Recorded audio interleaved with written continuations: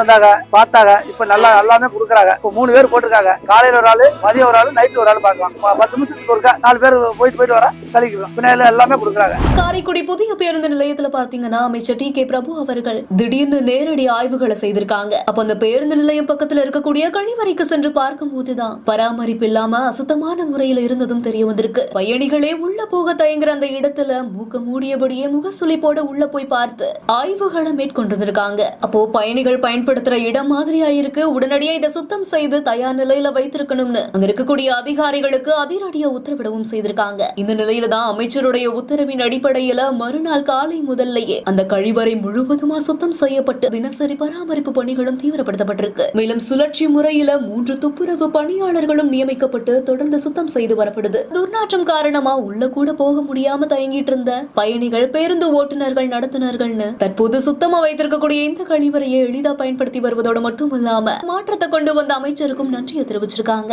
இந்த செய்தி குறித்த உங்களுடைய கருத்துக்களை ஷேர் பண்ணுங்க. மேலும் செய்திகளை உடனுக்குடன் தெரிந்து கொள்ள பிஹைண்ட் நியூஸ் வாட்ஸ்அப் சேனலுடன் இணைந்திருங்கள். இந்த செய்திகளை வழங்கியோர் GD ஹாலிடேஸ், மெட்வி hospitals, Kathipuram, Coimbatore 200 acres township.